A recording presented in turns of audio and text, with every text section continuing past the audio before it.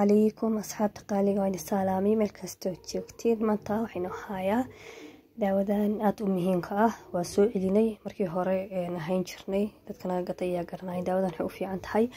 ragga iyo dumarka labadaba dadka qaba infectionka ee ku dhaca dhinaca taranka infectionkaas oo ka kooban marba si dadka u hadaa leedahay calaamadahan hadaa dareemaysid ina cuncun badan aad dareemaysid ama kaadida ku gubayso ama marka xitaa dharka xirantahay ama suuqa maraysid aad dareemaysid maxaa la dhahaa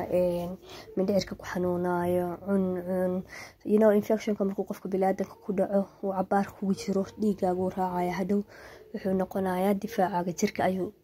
dhulka dhigayaa because infectionka lagu sheegay waa bacteriada xumeed oo bilowday inay adi jirkaaga cunto marba siyaa laga qaadaa qaar musqulee ka qaadaan qaar waxaa laga yaabaa dharka la xiranayo sida dumarka kastumooyinka ka qaadaan waxaan dhihi lahaa marka haddii qofka oo dumarka ah dumar iyo rag ahba dharka waa laga qaadaa haddii kastumada hal mar xiratay mar labaad ha ku laabanin dhaqa musqulaha qofka hadduu shaqeeyo choice ma laha musqusha dadka banaanka dadka isticmaalayaan buu la isticmaalayaa soo marka hadduu kugu raago waxyaalo badan ayaa hadhow kala kulmaysaa soo marka daawadan si u qaadanaynaa waaye subax iyo habeen la qaataa afka laga qaataa 30 bari leeyahay 30 xabba bas ku jirto takalena waa la marsadaa